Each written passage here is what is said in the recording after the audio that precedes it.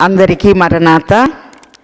దేవుని ఏర్పాటును బట్టి ఈ పరిశుద్ధ దినమున మనకు వాక్యం అందించుటకు దైవ యాజకులు, అభిషిక్తులు, ప్రభు కొరకు ఉన్నతముగా వాడబడుచున్నటువంటి రెవరెండ్ ప్రశాంత్ కుమార్ గారు అయ్యగారిని మరి అడగగానే ఒప్పుకున్నారు.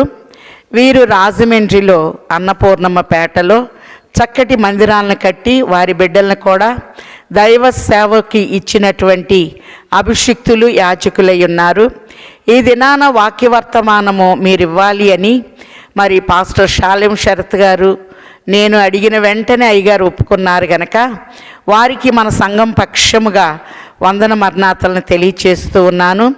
మరి అమూల్యమైనటువంటి వాక్య సందేశాన్ని మన కొరకు సిద్ధపరిచి అడిగిన వెంటనే అయ్యగారు ఒప్పుకున్నారు. మన మందిరానికి కూడా అయ్యగారు వచ్చి ఎంతో చక్కటి వర్తమానాలు వారు వారి కుమారులు గతంలో మనకు అందించిన వారై ఉన్నారు గనక ఇప్పుడు ప్రభు పేరట వారు మనకు వాక్యం అందించుచుండగా ప్రభు తన ఏడంతల ఆత్మతో నింపి మనకు అవసరమైన వర్తమానము వారి ద్వారా తండ్రి మనందరికీ అందించునుగాక. అయ్యగారికి అందరికీ నా వందన మరణాతల్ని తెలియచేస్తూ ఉన్నాను. మరణాత.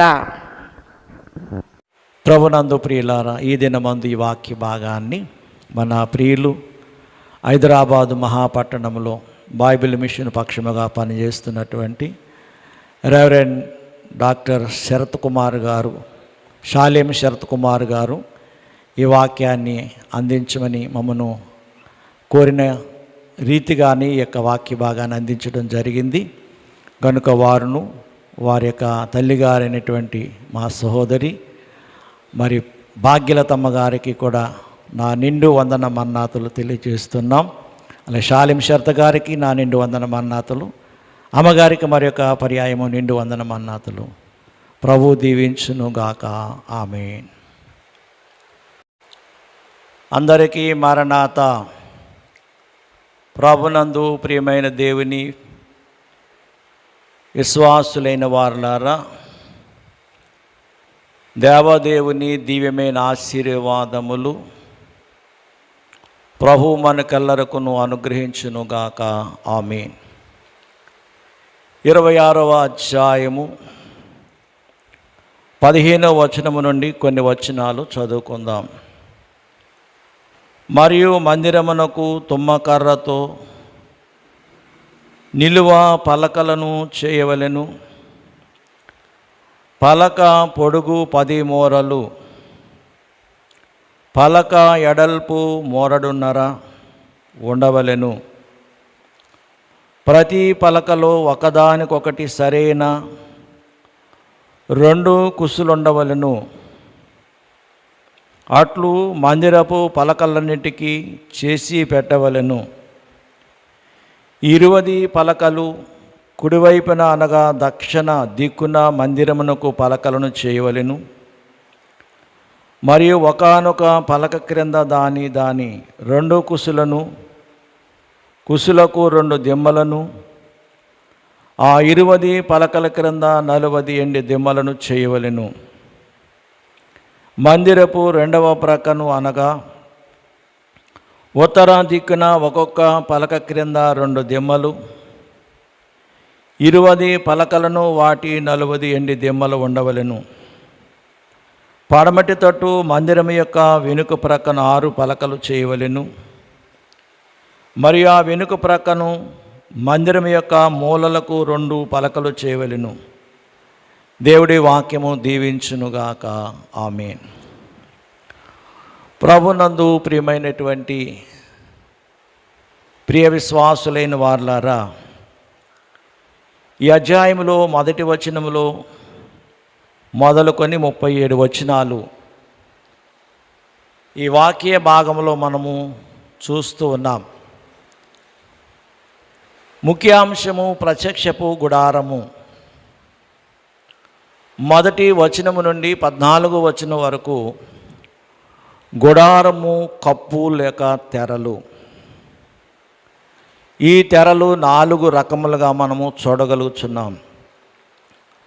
15వ వచనము నుండి 30వ వచనం వరకు నిలువ పలకలు. 31 నుండి 37 వరకు అడ్డతెరలు. ప్రియులారా, గుడారము కప్పు యొక్క తెరలను మనము చూస్తే ఇందులో 4 విధములైన తెరలు మనము చూడగలము.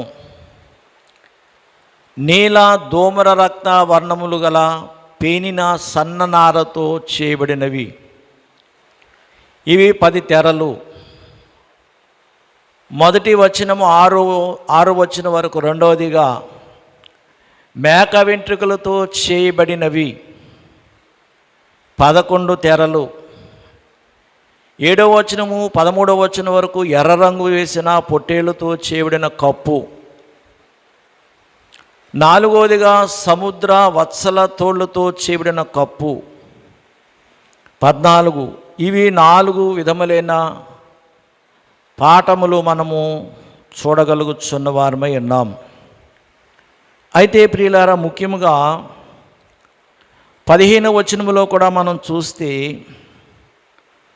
ఒక చక్కని విషయాన్ని మనము ధ్యానం చేసిన వారమై ఉన్నాం. అనగా మందిరమునకు తుమ్మకర్రతో నిలువ పలకలు చేయవలెను. పలక పొడుగు 10 మూరలు, పలక ఎడల్పు మోరడున్నరా.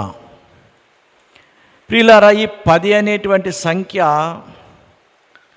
బైబిల్ గ్రంథములో పరీక్షా సంఖ్య.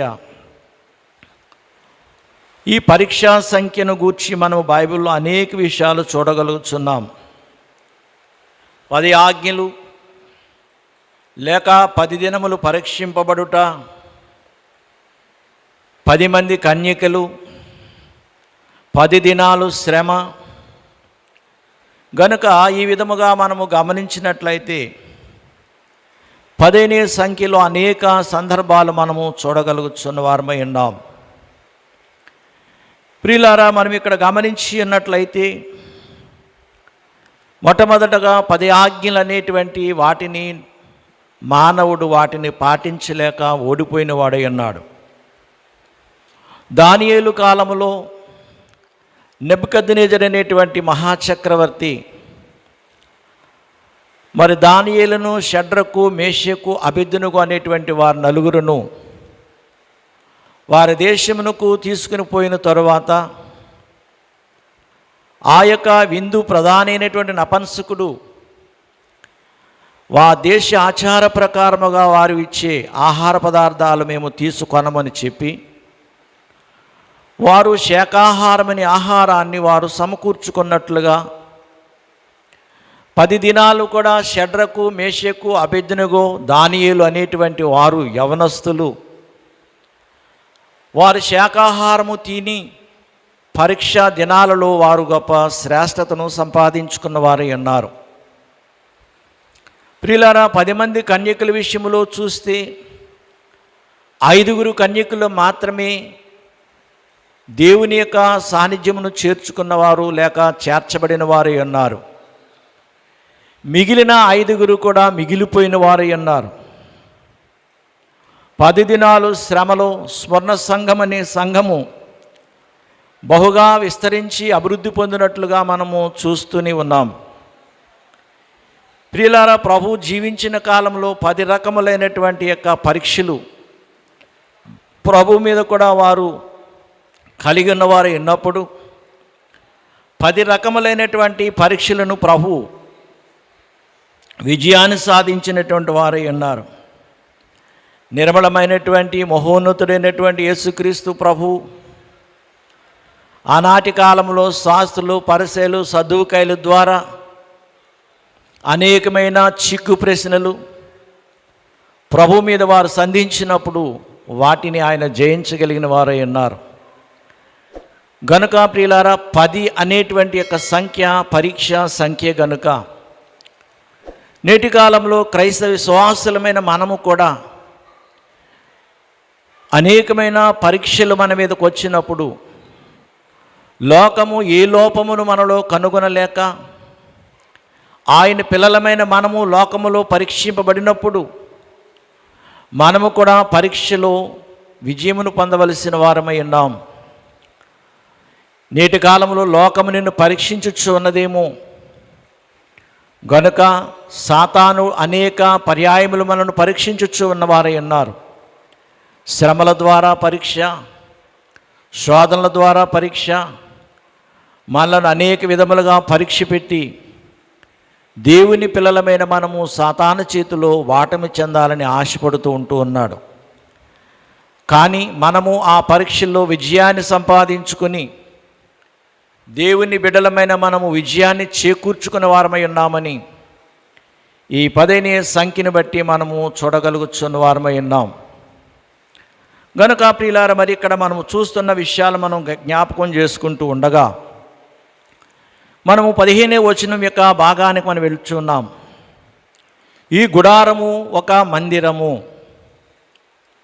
అనగా ఇక 10 అనే సంఖ్యను మనము 15వ వచనంలో ధ్యానం చేసుకున్నాము. గనుక ఈ 16వ వచనంలో మనం చూస్తున్నట్లయితే ఈ గుడారము లేక మందిరము 3 వైపులా పలకలను, తూర్పు వైపున 5 స్తంభములను వేలాడుచున్నట్లు, ద్వారప తెర ఉన్నట్లుగాను దక్షిణమున 20 పలకలు, ఉత్తర భాగమున 20 పలకలు, పడమర భాగమున 6 పలకలు, తదుపరి 2 మూలల 2 మొత్తము 48 పలకలు ఉన్నట్లుగా మనం చూస్తూ ఉన్నాం. ప్రియులారా, ఈ 48 పలకలు కూడా తుమ్మకర్రతో చేయబడినవని మనము జ్ఞాపకము ఉంచుకొనవలసిన వారమై ఉన్నాం. ఈ మందిరం అనే గుడారము దేవుని యొక్క సంఘమునకు సాదృశ్యమై ఉన్నది. పాత నిబంధన కాలములో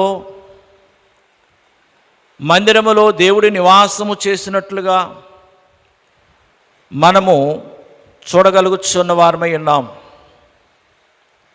నేటి కాలములో అనగా క్రొత్త నిబంధన కాలములో హస్తాకృతములైన ఆలయములందు ఆయన నివాసము చేయుడు అని అపోస్తుల కార్యగ్రంథము 7వ అధ్యాయము 48వ వచనములో మనం చూస్తూ ఉన్నాం.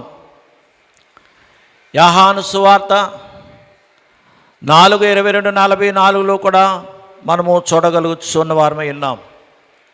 అయితే ప్రియులారా, పౌలు మహాభక్తుడు దేహమే దేవుని ఆలయమని అనగా మన దేహము దేవుని ఆలయమై ఉన్నదని కొరింథీ పత్రిక 3వ అధ్యాయము 16వ వచనములో మనకు తేటగా వ్రాయిచున్న వారై ఉన్నారు. ఇప్పుడు మనము ఆలయము అనేటువంటి యొక్క స్థానములో మనం ఉన్నట్లుగా మనం ఆలోచన చేసుకోవలసిన వారమై ఉన్నాం. ఇప్పుడు ఆలయం అనగా సంఘము గనక దానికి మూలరాయి ఎవరు అని మనం చూస్తే యేసుక్రీస్తు ప్రభువే మూలరాయి ఉన్నారు. ఈ మూలరాతి మీద అపోస్తులైనటువంటి వారు పునాదిరాళ్ళుగా ఉన్నారు. వారి మీద మనము సజీవపురాళ్ళ వలె మందిరముగా మనము కట్టబడిన వారమై ఉన్నాం. గనుక ప్రియులారా, అపోస్తులైన వారు పునాదిరాళ్ళుగాను, మూలరాతిగా యేసుక్రీస్తు ప్రభువుగాను, ఆ తదుపరి సజీవపురాళ్ళగా మనము కలిసి కట్టబడిన మందిరము. గనుక పెంతెకోస్తు దినమున పరిశుద్ధాత్మ ద్వారా ఆరంభించబడినటువంటి ఈ యొక్క ఆలయము లేక ఈ సంఘము ప్రభు యొక్క 2వ రాకడ వరకు భూలోకములో నలుదిక్కులా కట్టబడుచు ఉన్నవి. ఇది ఆయన నివాసము చేయ మందిరముగా ఉన్నట్లుగా అపోస్తుల గ్రంథాల్లో మనము అనగా ఎఫెసీ పత్రికలోను, తిమోతి పత్రికలోను, పేతురు పత్రికలో మనము చూస్తూ ఉన్నాం. ప్రియులారా, పైన చూచినటువంటి 48 పలకలు ఉన్నట్లుగా మనము వాక్య భాగంలో చదువుకున్న వారమైన 16వ వచనములో. ప్రియులారా, 48 మాత్రమే అని ఉన్నది కానీ 47 అని కానీ 49 అని కానీ అక్కడ కనిపించటం లేదు. ఇక్కడ 48 పలకలు అనేవి మనము చూస్తుండగా 12 అనే సంఖ్య కూడా అపోస్తులకును 12 గోత్రాలకును చాలా సంపూర్ణమైన సంఖ్య ఉన్నది. 10 అనే సంఖ్య ఎలాగైతే పరీక్షా సంఖ్యగా ఉన్నదో 12వ సంఖ్య అనగానే 12 గోత్రాలకు గుర్తుగాను, కొత్త నిబంధన కాలంలో 12 మంది అపోస్తులైన వారి గుర్తుగాను మనము వాక్య లేఖన భాగంలో మనం చూడగలుగుతున్నాము. ప్రియమైనటువంటి వారులారా, గనక ఈ 12ను 4 భాగములుగా మనం విభజిస్తే 4 × 12 అనగా 48 పలకలు. 4 దిక్కులు అనగా ప్రపంచంలో ఉన్నటువంటి సమస్త విశ్వాసులకును సాదృశ్యముగా మనము చూడగలుగుతున్నాం. ప్రపంచానికి 4 దిక్కులు ఉన్నట్లుగానే దక్షిణపు దిక్కు, ఉత్తరపు దిక్కు, పడమరపు దిక్కు, తూర్పు దిక్కు అన్నట్టుగా 4 ప్రక్కల 4 12 48 అనగా ఈ యొక్క మందిరపు యొక్క గుడారం యొక్క పలకల యొక్క వైశాల్యమును మనం చూస్తున్నట్లయితే, ప్రియులారా, ప్రపంచంలో ఉన్నటువంటి సమస్త విశ్వాస జనాంగానికి సాదృశ్యముగా మనము చూడగల వారమై ఉంటూ ఉన్నాం. ప్రియులారి, మందిరము యొక్క పలకలు తుమ్మకర్రతో చేయబడి ఉన్నవి. నేడు దినాన్ని మనము లేక 25వ అధ్యాయంలోనూ మనము చూస్తే ఆ యొక్క తుమ్మకర్రను ఉపయోగించినట్లుగానే మనము చూడగలుగుతున్న వారమై ఉన్నాం. కనుక ఈ మందిరము పలకలు తుమ్మకర్రతో చేయబడినవి. గుడారమునకు కావలసినటువంటి సమస్తము కూడా తుమ్మకర్రై. తెలుగు ప్రాంతాల్లో ఉన్నటువంటి తుమ్మ చెట్లు వంటి చెట్లు కావివి. బైబిల్ గ్రంథంలో పలు విధములైనటువంటి కర్రలు ఉన్నట్లుగా వాక్యంలో చూస్తూ ఉంటాం. యెషయా గ్రంథము 42:19 వచనములో మనము చూడగలిగినప్పుడు అక్కడ చాలా విలువైనటువంటి యొక్క కర్రలు ఉన్నట్లుగా యెషయా గ్రంథము 42:19 వాక్య భాగాన్ని మనము చూడగలుగుతున్న వారమై ఉన్నాం. ప్రియులారా, మరి చిన్ని వాక్య భాగాన్ని మనం చదువుకుందాం. 42:19 వచనం.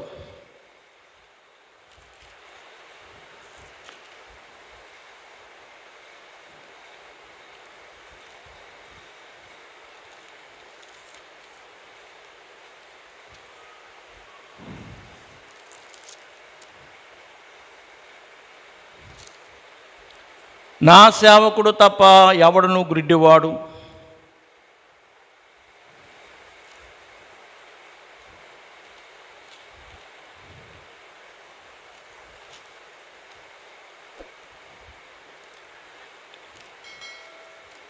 నేను పంపు నా దూత తప్ప మరి ఎవడు చెవిటివాడు, నా భక్తుడు తప్ప మరి ఎవడు గ్రుడ్డివాడు, యెహోవా సేవకుడు తప్ప మరి ఎవడు గ్రుడ్డివాడు. ప్రియులారా, ఇక్కడ వాక్య భాగంలో మనం చూస్తున్నట్లయితే పలు విధములైన కర్రలను గూర్చి వ్రాయిచు ఇక్కడ సేవకుని గూర్చి వర్ణిస్తూ ఉన్నారు. సంఖ్యాకాండములోను అలాగే యెహోషువ గ్రంథంలో కూడా చూస్తున్నాం. తుమ్మ కర్ర అనేటువంటిది ఎలా ఉపయోగించాలో అనేది మనము వాక్య భాగంలో మనము జ్ఞాపకం చేసుకుందాం. ప్రియులారా, ఇది అరేబియా దేశములో సిద్ధీమను మైదానములో బాగా పెరిగేటువంటి వృక్షమై ఉన్నది. భూలోకములో సహారా ఎడారి అనేటువంటి వేడిమి గల ప్రదేశాల్లో మరి ఎక్కువగా ఉండేటువంటి యొక్క తుమ్మకర్ర ఉన్నది. గనుక ఈ తుమ్మకర్ర భయంకరమైనటువంటి పాపులకు సాదృశ్యముగా మనము చూడగలుగుతున్నాం. ఈ కర్ర చాలా గట్టిగా, అంటే చాలా దృఢముగా ఉండేటువంటిదై ఉన్నది. ప్రియులారా, అనగా ఈ కర్రకు ఉన్నటువంటి గట్టితనాన్ని మనము ఆలోచన చేసినట్లయితే ఘోరమైన పాపులకు గుర్తుగాను, ఘోరమైన పాపుల యొక్క హృదయం ఎంత కఠినముగా ఉంటూ ఉన్నదో అంత కఠినత్వానికి సాదృశ్యముగా మనము ఈ వాక్య భాగములో నుండి మనము చూస్తూ ఉన్నాం. ప్రియులారా, ఈ తుమ్మకర్ర ఎడారికి సమీపములో బాగా పెరిగేటువంటి కర్ర. పాపి కూడా ఈ లోకములో విస్తారమైనటువంటి విలాసాలతోనూ లేక వేడుకలతోనూ సంబరాలతోనూ సంతోషాలతోనూ తీక్షణమైనటువంటి యొక్క వేడిమికి సాదృశ్యముగా జీవించువాడేంటూ ఉన్నాడు. గనుకని యాకోబు 4:4 మనం చూస్తే లోక సంబంధమైన స్నేహము దేవునితో వైరమని మీరు ఎరుగురా అని వాక్య భాగములో మనము చూడగలుగుతున్నాం. గనుక ఈ తుమ్మకర్ర ఎడారిలో సమీపముగా బాగా పెరిగేటువంటిది. అలాగా పాపులు కూడా లోకములో విస్తారముగా కఠినత్వాన్ని కలిగి లోక సంబంధమైన స్నేహాలతో లోక సంబంధమైన సంతోషాలతో లేక తీక్షణమైనటువంటి వేడిమికి సాదృశ్యముగానటువంటి పాప జీవితాన్ని కలిగిన వారుగా మనము వాక్య భాగంలో మనం చూస్తున్నాం. ప్రియమైన వారులారా, తుమ్మకర్ర యొక్క రంగు నల్లనిది. అయితే కొందరు శాస్త్రవేత్తలు గోధుమ రంగని కూడా చెబుతూ ఉన్నారు. అది కొందరి యొక్క అభిప్రాయం. ప్రియులారి, రంగు పాపులకు గడాంధకారంలో జీవించిన వారికి గుర్తుగా మనము చూస్తూ ఉన్నాం. గనుక ప్రియులారా, రంగు నల్లనిది లేక గోధుమ రంగు అని కొందరు అభిప్రాయం ఉన్నప్పటికీ పాపులు గడాంధకారంలో జీవించుచున్న వారు అన్నట్టు కొద్దిగా గుర్తుగా మనం చూడగలుగుతున్నాం. తదుపరి వృక్షము వాడి అయినటువంటి ముండ్లుండును, అంటే చెట్టుకు చాలా ముండ్లు ఉండేటువంటి యొక్క వృక్షము. ప్రియులారా, పాప జీవితము గలవారు శరీరములో విస్తారమైనటువంటి ముండ్లు, ఇతరులను ఎల్లప్పుడూ హాని కలిగించేటువంటి ముండ్లు. వాస్తవానికి దైవజనులు దేవదాసయ్య గారు చెప్పినటువంటి, అనగా సాతాను ఎదిరించు సూత్రములలో అనేకమైన ముండ్లను గూర్చి దైవజనులు రాస్తూ వచ్చారు. పాప సంబంధమైనటువంటి వ్యక్తిలో ఎన్ని రకముల ముళ్ళున్నవో అలాంటి ముండ్లు కలిగినటువంటి వారు ఏంటూ ఉన్నారని మనము చూడగలుగుతున్న వారమై ఉన్నాం. గనుక ఈ యొక్క వృక్షమునకు వాడైనటువంటి ముండ్లు, అలాగే మనలో కూడా కోపము, ద్వేషము, పగ, ఈర్ష్య, అసూయ అనేటువంటి ముండ్లు కలిగినటువంటి వారమై ఉంటూ ఉన్నాం.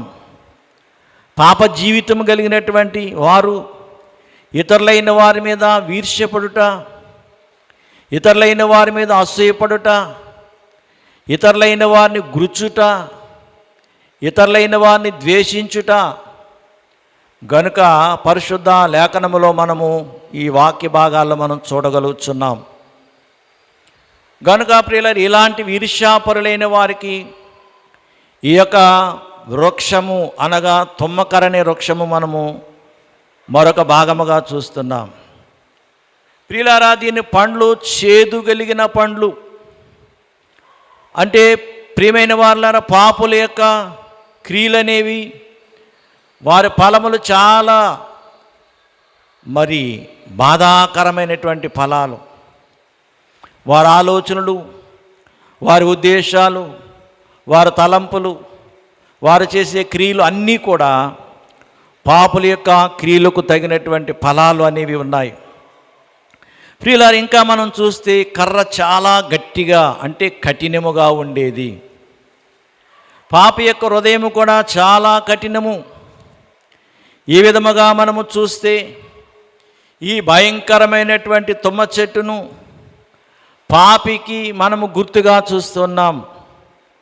గనుకనే కల్వరి సిలువ అనేటువంటి ఆ సిలువలో గొడ్లతో నరకవేయబడి దేవుని వచనమనే ఖడ్గము చేత పలకలుగా కోసి ఆయన రక్తము ద్రావకము అనేటువంటి యొక్క పలకల మీద పూయటం ద్వారా ఈ అందమైన రంగు కలిగి అవిశ్వాసులమైన మనమట సర్వశక్తుడైన దేవుని మందిరముగా కట్టుటకు ఉపయోగపడుచున్న వారమై ఉన్నాం. గనుక కఠినమైనటువంటి పాపి జీవితాన్ని, కఠినమైనటువంటి పాపపు జీవితము కలిగినటువంటి మానవుని మన ప్రభువైన యేసుక్రీస్తుల వారు కల్వరి శిలువ అనేటి గొడ్డలితో పూర్తిగా నరికివేసి దేవుని వాక్యమనే ఖడ్గము చేత పలకలుగా కోసి ఆయన యొక్క సంపూర్ణ రక్తమనే ద్రావకము చేత ఈ పలకలకు చక్కగా పుయ్యబడి అందమైనటువంటి రంగు కలిగేటట్లుగా చేసి సర్వశక్తుడైన దేవుని మందిరముగా మనమందరము కూడా కట్టబడుచున్న వారమై ఉన్నామని మనము గుర్తించవలసిన వారమై ఉన్నాం. ప్రియులారా, 26, 29 వచనాన్ని మనం చూస్తే నిర్గమాకాండము, ఆ పలకలకు బంగారు రేకును పొదిగించి వాటి అడ్డకర్రలుండు వాటి ఉంగరములను బంగారుతో చేసి అడ్డకర్రలకును బంగారు రేకును పొదిగింపవలెను. గనుక ఇక్కడ మనం చూస్తున్నట్లయితే ఈ పలకలకు బంగారపు రేకు పొదిగినట్లుగా మనం చూస్తున్నాం. ఇది వరకు మనము తుమ్మకర్రలో పాపిలో ఉన్నటువంటి జీవితాన్ని, పాపి యొక్క జీవితాన్ని గురించి కొన్ని వచనాలు మనం ధ్యానించిన వారమై ఉన్నాం. తుమ్మకర్ర ఎడారిలో పెరిగినట్లుగా లోకములో జీవించేవాడని, తుమ్మకర్ర నల్లని రంగు గనుక గాఢాంధకారపు చీకటిలో జీవించేవాడని, తుమ్మకర్ర యొక్క పండ్లు చేదు జీవితానికి, తుమ్మకర్ర యొక్క ముండ్లు పాప జీవితానికి ఉన్నట్లుగా మనము ధ్యానించిన వారమై ఉన్నాం. ప్రియులారా, స్వభావములన్నీ బయటికి కనబడకుండా, అనగా పాపి యొక్క స్వభావం అనేటువంటిది బయటికి కనిపించకుండా బంగారముతో పొదుగుచుండుట. గనుక గలతీ 3:27లో మనం చూస్తే, ఎఫెసీ 4:24లో మనం చూస్తే ఈ బంగారము దేవుని మహిమను చూపుచున్నది. గనుక ఈ మహిమయే వాగ్దానమైనటువంటి పరిశుద్ధాత్ముడు ఒక విశ్వాసి పరిశుద్ధాత్మతో బాప్తిజం పొందినప్పుడు ఆ మహిమయే వానిలో కనబడినట్లుగా, గనుక పాప జీవితమని ఈ తుమ్మకర్ర మీద బంగారపు రేకుతో ఎలాగైతే చక్కగా పొదగబడి ఉన్నదో, అలాగనే ప్రియులారా, యేసుక్రీస్తు ప్రభు అనేటువంటి ఆయనయు పరిశుద్ధాత్ముడు మన మీద పొదగబడిన వారైంటూ ఉన్నారు. గనుక వారు మన మీద పొదగబడినటువంటి స్థితిని మనం చూస్తుంటే, ప్రకటన గ్రంథం 1వ అధ్యాయము ఆ 10వ వచనములో పరమార్థి జ్ఞాని అయినటువంటి యోహాను భక్తుడు ఏ విధముగానైతే ఆ బంగారపు యొక్క స్థితిని చూడగలుగుతున్నాడో, ప్రకటన గ్రంథం 1వ అధ్యాయం 10వ వచనము చూస్తే, ప్రభువు దినమందు ఆత్మవశుడనై ఉండగా బోరధ్వనంటి గొప్ప స్వరము నీవు చూచుచున్నది. పుస్తకములో వ్రాసి ఎఫెసు, స్ముర్న, పెర్గము, తుతైరియా, సార్దీసు, ఫిలదెల్ఫియా, లవొదికీయను 7 సంఘములకు పంపుమని చెప్పుట నా వెనుక వింటిని. ప్రియులారా, ఇప్పుడు మనం చూస్తే ప్రభువు చేతిలో ఉన్నటువంటి యొక్క మరి సువర్ణ దీప స్తంభాలు, ఆయన పాదములు మట్టుకు దిగుచున్న వస్త్రాలు, ఆయన రొమ్మునకు బంగారు దట్టి కట్టుకొని ఉండుట, ఇవన్నీ చూస్తున్నటువంటి ఆయన యోహాను ఎలాగును చచ్చిన వాని వలె పడి తిరిగి దేవుని యొక్క దివ్యమైన స్వరూపాన్ని చూస్తూ ఉన్నారో, ఆ మహిమయే ప్రియులారా ఈ తుమ్మకర్ర అనేటువంటి పాప జీవితాన్ని మరుగుపరిచి పరిశుద్ధాత్మ బాప్తిజం పొందినప్పుడు ఆ యొక్క మహిమలో మనము కనబడుచున్నట్లుగా చూస్తున్నాం. ప్రియులారా, ఈ పలకలు ఎండి దిమ్మల మీద నిలవబెట్టవలెను. 26:19లోని మనం చూస్తే 19వ వచనం చూద్దాం. మరి ఒక్కొక్క పలక క్రింద దాని 2 కుసులకు 2 దిమ్మలను, ఆ 20 పలకల క్రింద 40 ఎండి దిమ్మలను చేయవలెను. కనుక ప్రియులారా, ఈ పలకలట ఎండి దిమ్మల మీద నిలవబెట్టవలెను. ఈ పలకలు మట్టిలో నిలవబెట్టకూడదు, అంటే మట్టిలో నిలవబెట్టరాదు. గనుక ఎక్కడైనా ఒక ప్రత్యేకమైనటువంటి యొక్క గుడారాన్ని నిర్మించినప్పుడు అక్కడ నిలబెట్టేటువంటి యొక్క కర్రలు భూమి మీదే నిలబెడతారు. కానీ ఇక్కడ ఈ పలకలో మట్టిలో నిలవపెట్టరాదు, విశ్వాసి యొక్క లోక సంబంధి కాడు అని మనము లేఖన భాగంలో చూస్తున్నాం. అనగా దేవుని యొక్క ఈ యొక్క ప్రత్యక్షపు గుడారం అనేటువంటిది ఎండి దిమ్మల మీద నిలవబెట్టాలి. ప్రియులారా, గనుక ఎండిలో ఉండవలెను అంటే ఎండి యొక్క దిమ్మలలోనే ఉండాలి. ఎండి సాధారణమైనటువంటి ఎండి కాదు ఇది. ప్రియులారా, ఎండి అనేటువంటిది ఒక విమోచనకు గుర్తుగా మనము చూడగలుగుతున్నాం. రెండవదిగా ఇది ప్రాణ పరిక్రయ దైనముగా మనం చూస్తున్నాం. నిర్గమాకాండ 30, 11, 12 వచనాల్లో చూస్తే ప్రాణం యొక్క పరిక్రయ విధానాన్ని మనం గమనించినప్పుడు, గనుక ఒక్కొక్క ప్రత్యేకతను మనం గమనించినప్పుడు క్రొత్త నిబంధనలో అలాగే గొర్రెపిల్లైనటువంటి యేసుక్రీస్తు వారి యొక్క ప్రాణము విలువైనది, పవిత్రమైనది. గనుక అటువంటి రక్తము చేత ఒక్కొక్క విశ్వాసి ఈ పలక మీద లేక పరిశుద్ధుడైన క్రీస్తు రక్తములో అంతం వరకు నిలవబడవలసిన వారమై ఉన్నాం. గనుక ఈ యొక్క ఎండి దిమ్మలు ఎక్కడైతే నిలబెట్టాలో అలాగే మనమును కూడా క్రీస్తు యొక్క రక్తములో పరిపూర్ణముగా శుద్ధి చేయబడి, క్రీస్తు యొక్క రక్తములో మనము పరిపూర్ణముగా లేక శుద్ధి చేయబడి విలువైన పవిత్రమైనటువంటి ఆ రక్తము చేత మనము శుద్ధి చేయబడి అంతము వరకు ఆయనలో నిలిచి ఉండవలసిన వారమై ఉన్నాం. ప్రియులారా, పలకలు తిన్నగా నిలిచి ఉండాలి అనేది మనం చూస్తున్నాం. అనగా పలకలు తిన్నగా నిలవాలట. 26:15లో మనం చూస్తే, మరియు మందిరమునకు తుమ్మకర్రతో నిలువ పలకలను చేయవలెను, అనగా పలకలు నిలపవలెను. విశ్వాసులు కూడా భయం లేకుండా ధైర్యముతో స్థిరముగా కుడికి కానీ ఎడమనకు కానీ ఒరగకుండా నిలిచి ఉండాలి.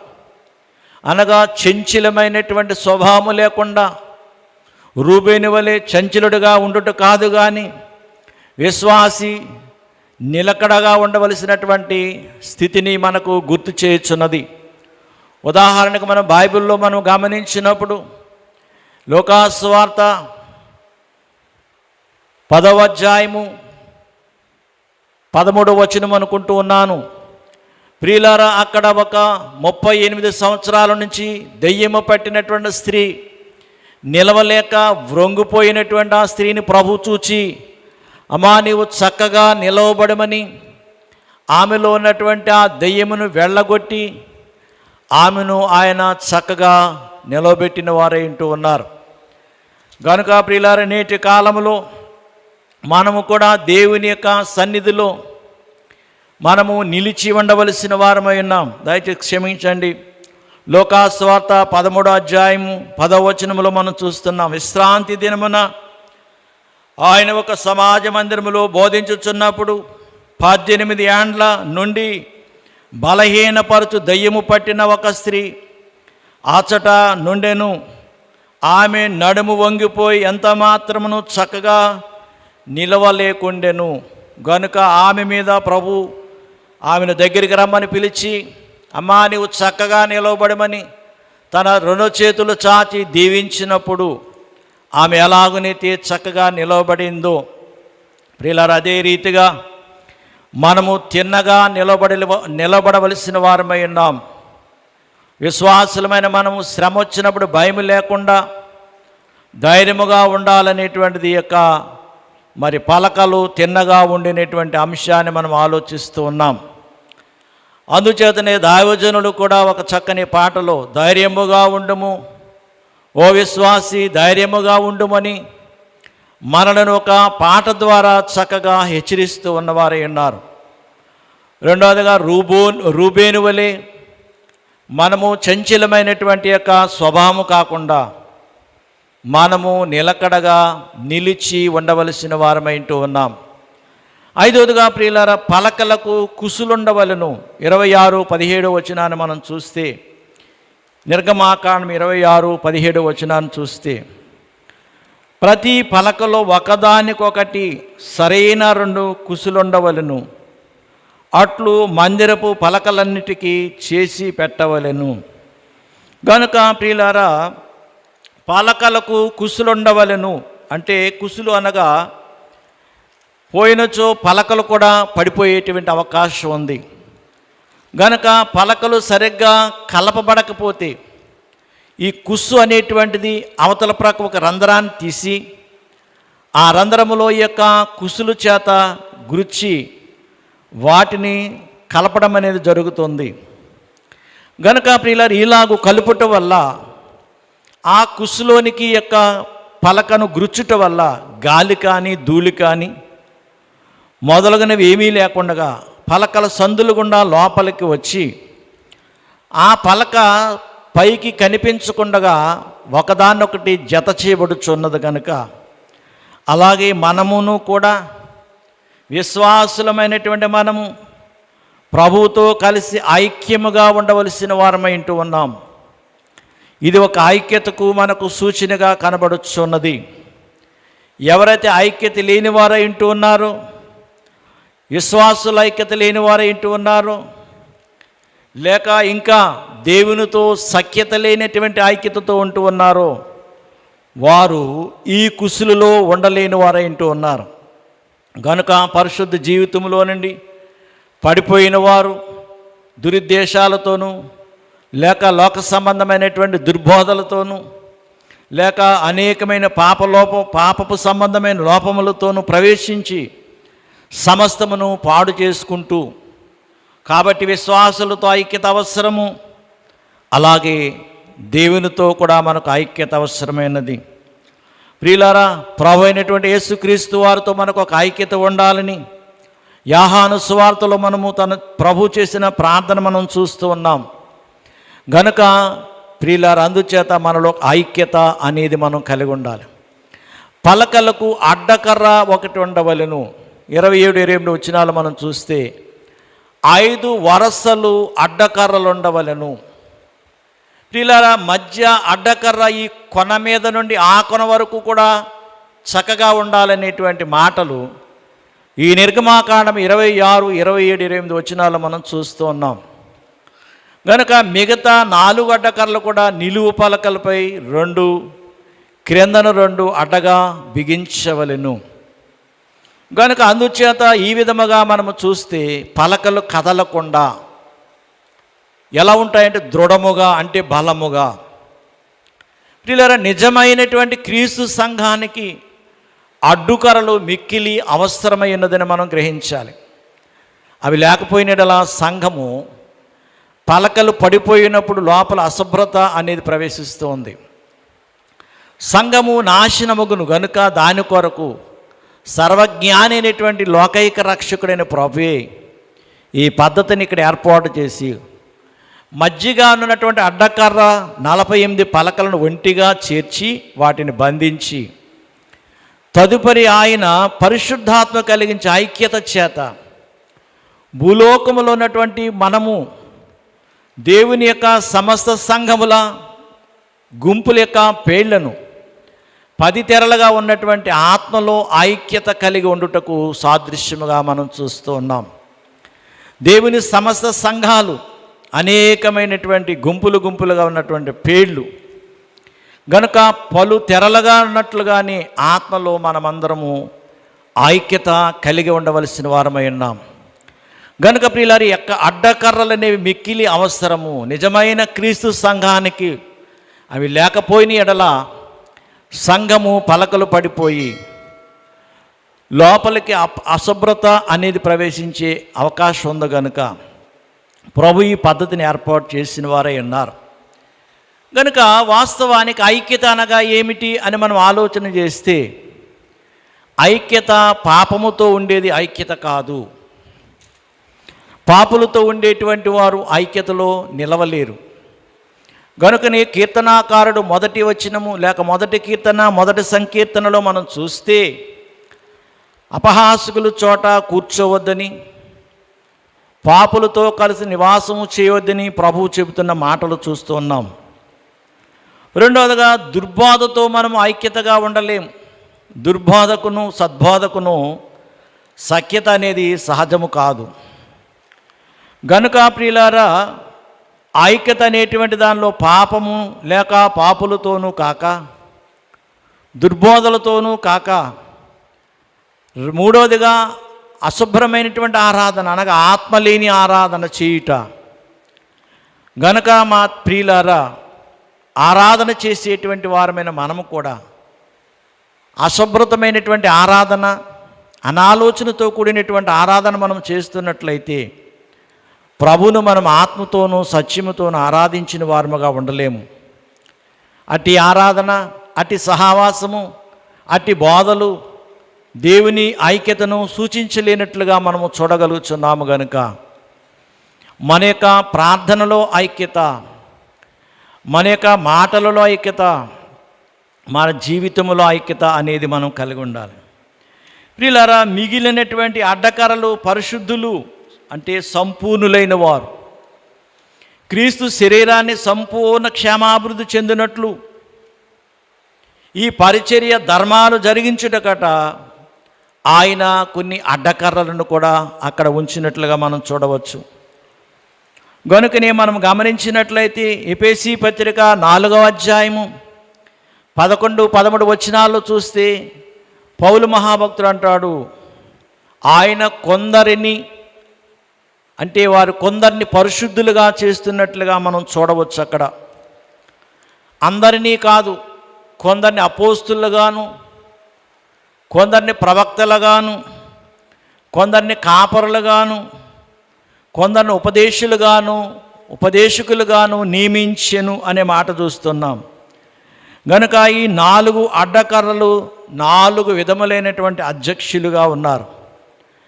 ప్రియులారా, అపోస్తులైనటువంటి వారు ప్రవక్తలుగాను, సువార్తికులుగాను, కాపరులుగాను ఉన్నారు. గనుక విశ్వాసులందరూ కూడా సంఘ అధ్యక్షులు కారు, కొందరు మాత్రమే అని వాక్యంలో చూస్తున్నాం. ప్రియులారా, వీరు దేవుని యొక్క సంఘమునకు వరాలుగా దేవుడు వీరిని నిలిపి ఉన్నారు. ప్రియులారా, వీరు ఒకవేళ లేకపోయిన ఎడల సంఘ మిత్రులతో మాయాపాయముల చేత, కుయుక్తి, వంచన మొదలగు వాటి చేత నాశనమగును. గనుక దేవుడట సంఘమును పనివారిని చేతులుంచి అభిషేకించటం వల్ల వారు ప్రత్యేకించబడిన వారై ఉన్నారు. గనుక అందుచేత ఈ యొక్క వాక్య భాగములో నుండి మనం చూస్తున్నట్లయితే ప్రియులారి యొక్క మాటలు మనం గమనించినట్లయితే ఈ పలకలు దేవుని యొక్క కొలత ప్రకారం ఉండవలెను. గనుక 26-16 వచనంలో మనం చూస్తున్నట్లయితే నిర్గమాకాండము, ఈ పలకలు విశ్వాసులు మందిరములో సంఘములో ఎక్కువ తక్కువ లేకుండా కొలత ప్రకారముగా ఉండాలనేటువంటి వాస్తవాన్ని చూస్తున్నాం.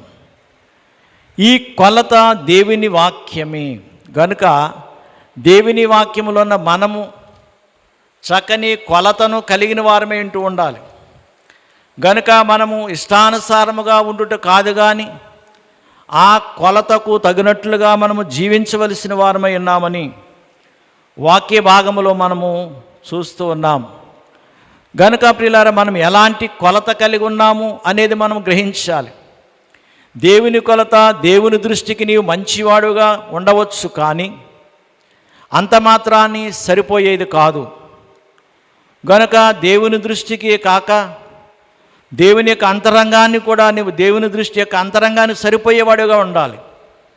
గనుకనే బైబిల్లో మనం చూస్తే నీ యొక్క కొలత ఎలా ఉన్నదో, సామెతల గ్రంథం 14 అధ్యాయము 12వ వచనాన్ని మనం గమనించినట్లయితే గనుక మన యొక్క కొలత ఏ విధముగా ఉన్నదో 14-12లో మనం చూస్తే, ఒకని ఈదుట సరైనదిగా కనబడు మార్గము కలదు, అయితే తుదకు అది మరణమునకు త్రోవ తీయును.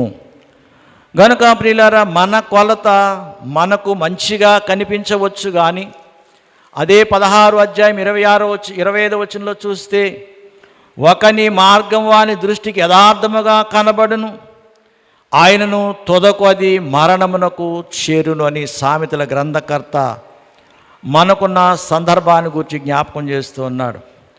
ప్రియులారా, 2 కొరింథీ 10-18లో చూస్తే ప్రభు దృష్టికి నీవు సరిపోయిన వాడుగా ఉండాలంటాడు ఆయన.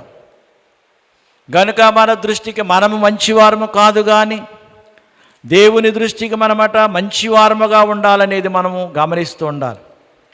గనుకనే సామెతలు 3:6 అంటూ ఉన్నారు, ఆయన నీ ప్రవర్తన అంతటిలోనూ ఆయన అధికారమునకు నీవు ఒప్పుకోవాలి లేక లోబడాలి. నీ ప్రవర్తనపై నీ ఇష్టం ఉండకూడదు, నీ ప్రవర్తన మీద నీ యొక్క సొంత ఆలోచన ఉండకూడదు, కానీ నీ మీద, నీ యొక్క దేహం మీద నీ యొక్క అధికారం అంతా దేవుని చేతిలో ఉండవలసినదై ఉన్నది. గనుక ప్రియులారా, మన దేహము సంపూర్ణముగా దేవునికి సమర్పణ చేసుకొనవలసిన వారమై ఉన్నాం. గనుకనే రోమాపత్రిక 12:1 మన శరీరములు ఆయనకు సమర్పించుకోవాలనేటువంటి మాటలు భక్తుడైనటువంటి పౌలు మనకు సెలవిస్తూ ఉన్నాడు. అంటే మన పాప పరిహారం కొరకు ప్రభు తన దేహాన్ని, తన రక్తాన్ని, తన ప్రాణాన్ని ఎలా సమర్పించారో మనము కూడా ఆయనకు మనము సమర్పించబడవలసిన వారమైనా. గనుక ప్రియులారా, అందుచేత కొలత అనేటువంటిది ఈ యొక్క ప్రత్యేకతను మనం చూడగలుగుతున్నాం. కొలతలో క్రమశిక్షణ అనేది మనం చూస్తున్నాం. ఒకే కొలత ఉన్నప్పుడు, అన్నీ సమానముగా ఉన్నప్పుడు అందులో ఒక అందమైనటువంటి ఏకత్వాన్ని మనం చూడగలుగుతూ ఉంటాం. గనుక దేవుని పిల్లలమైన మనము క్రమముగా మనము ప్రయోజనకరమైనటువంటి వారముగా మనం జీవిస్తున్నప్పుడు, గనుక ప్రయోజనకరమైన వారముగా మనం ఉంటూ ఉన్నప్పుడు ఆ కొలత అనేది చక్కగా ఉన్నప్పుడు ప్రభు పిల్లలమైన మనము కూడా క్రమము నేర్పించి వారముగా ఉంటూ ఉన్నాం. గనుక దేవుడు తగిన క్రమాన్ని నేర్పించి వారై ఉన్నారు, తగిన క్రమాన్ని బోధించేవారై ఉన్నారు అని మనం వాక్యంలో చూస్తున్నాం. గనుక ప్రియులారా, ఈ దినమందు మనము ఈ యొక్క పలకల విషయంలో కొన్ని విషయాలు మనం ధ్యానం చేస్తూ ఉన్నాం. అంతేకాకుండా ఈ పలక యొక్క ఎడల్పును గూర్చి కూడా మన వాక్యంలో మనం చూస్తూ ఉన్నాం. గనుక పలక యొక్క ఎడల్పు మోరడున్నర అనే మాట వాక్యంలో ఉంది. గనుక మోరడున్నర అనేటువంటి మాట మనం చూస్తే క్రీస్తు సంఘమును సూచిస్తూ ఉన్నది. 1 అనగా క్రీస్తు ప్రభు, అర అనే అర్థము, అర్ధాంగి అని అర్థము. అంటే 1 లేకుండా అర రాదు. గనక క్రీస్తులో నుండి సంఘం వచ్చింది. గనక ఆ సంఘమే ప్రియులారా సంపూర్ణమైన క్రీస్తులో లోబడి జీవించే సంఘమైనది. గనుక 10 మూరలు లేక మూరడన్నర అనేటువంటి దాన్ని మనం చూస్తే క్రీస్తు సంఘము అనగా క్రీస్తులో అర సంఘమే అనగా తన ప్రక్కటి గాయములో నుండి తీయబడిన సంఘము అర, అర్ధాంగి. గనుక ఇప్పుడు మనము క్రీస్తులో నుండి వచ్చిన వారమే. గనుక ఈ 2వ ఆదామైనటువంటి యేసుక్రీస్తు ప్రభు ఆనాడు మొదటి ఆదాములో నుండి అవ్వ వచ్చినట్లుగానే 2వ ఆదామైనటువంటి యేసుక్రీస్తు ప్రభుల వారు కలవరిగిరి కొండలో పక్కటి గాయములు అనగా సకభాగములో, అర్ధభాగములో నుండి గాయము చేయబడి ఆయన యొక్క పక్కటి గాయం నుండి వచ్చినటువంటి సంఘమే అర్ధభాగము. ఈ అర్ధాంగనే సంఘము ప్రియుని యొక్క అంతరంగాన్ని, ప్రియురాలుగా మనమట ప్రభువును ఆకర్షించుకోవడానికి, వరుడైనటువంటి ఆయన యొక్క అంతరంగాన్ని పరిపూర్ణముగా మనం ఆస్వాదించడానికి, ఆయనతో కలిసి జీవించడానికి ఈ ప్రత్యక్షపు గుడారం యొక్క స్థితిని మనం చూస్తూ ఉన్నాం. గనుక ప్రియులారా, ఈ గుడారము అనగానే మనం ఆలోచన చేస్తున్నట్లయితే మొదటిగా మనం వచ్చి ఈ భాగాలు మనం చూస్తున్నప్పుడు ఈ మందిరం అనే గుడారము దేవుని సంఘానికి సాదృశ్యము. పాత నిబంధన కాలంలో దేవుడు మందిరములో నివాసం చేశారని, క్రొత్త నిబంధన కాలములో ఆయన నివాసము చేయుడు అనగా హస్తకృతములైన ఆలయములో ఆయన నివాసము చేయడని వాక్య భాగంలో మనం ధ్యానించిన వారమై ఉన్నాం. గనుక ఆలయము అనేటువంటిది సంఘము. మూలరాయి క్రీస్తు ప్రభువే, అపోస్తులైన వారే పునాదురాళ్ళగాను. ప్రియులారా, వారి మీద మనము సజీవపు రాళ్ళగా మందిరముగా కట్టబడిన వారమై ఉన్నాం. ఈ మందిరం యొక్క పలకలు లేక మందిరం యొక్క ఆ యొక్క కొలతలు, వాటి నుండి ఇటువంటి స్థితి భాగాలు మనం ఆలోచిస్తూ ఉండగా, ముఖ్యంగా మనము చూస్తున్నట్లయితే ఈ యొక్క పలకలు తయారు చేయబడడానికి తుమ్మకర్రను దేవుడు ఎన్నిక చేసుకున్నారు. ఈరోజు నీవు నేను కూడా తుమ్మకర్ర లాంటి వారమై ఉన్నప్పటికీ దేవుడు తన శ్రేష్టమైనటువంటి దైవ సంబంధమైన తన స్థలాల్లో నిలబెట్టుకొని యాజక వస్త్రాలు ధరించుకొని దేవుని వాక్యాన్ని బోధించడానికి నిలబడగలిగేటువంటి శక్తినిచ్చి తన యొక్క ఏర్పాటు బిడ్డలుగా మనల్ని బలపరుచుకుంటున్నటువంటి ఆ దేవదేవుని యొక్క దీవెనలు, ఆశీర్వాదాలు ప్రభు మనకు నిత్యము నిరంతరము అనుగ్రహించి తన యొక్క పరిపూర్ణమైనటువంటి మరి కాలాన్ని సంపూర్ణమైనప్పుడు మధ్యాకాశంలోకి వచ్చినప్పుడు మనలను జ్ఞాపకం చేసుకొని మేఘములోనికి ఆకర్షించునైనటువంటి మన ప్రాణప్రియుడైన క్రీస్తు ప్రభు యొక్క కృపాదీవులు మనకు మెండుగా తోడయుండునుగాక. ఆమేన్. చిన్ని ప్రార్థన చేసుకుందాం. మరి యొక్క సమయమును, ఈ వాక్య భాగాన్ని ప్రార్థన చేసుకుందాం. దయానిధివైన మా తండ్రి, గనుడువైన మా దేవానికి వందనాలు, స్తోత్రాలు చెల్లిస్తూ ఉన్నాం. నిర్గమాకాండము 26వ అధ్యాయము 15వ వచనము నుండి కొన్ని వచ్చిన భాగాలు ధ్యానము చేయడానికి మీరు మాకు అనుగ్రహించిన ఈ సమయమును బట్టి నేను వందిస్తూ ఉన్నాం. ఈ వాక్యమును ప్రభా ఎందరు వీక్షించుచు ఉన్నారు వారందరి యొక్క హృదయములకు అర్థమగునట్లుగా వారంతరంగాలను మీరు తెరిచి ప్రభా వారికి తగిన దీవెనలు మీరు అనుగ్రహింపచేసి మహిమ నొందుమని యేసు నామమున వేడుకొనుచున్నాము తండ్రి. ఆమేన్. మరణాత.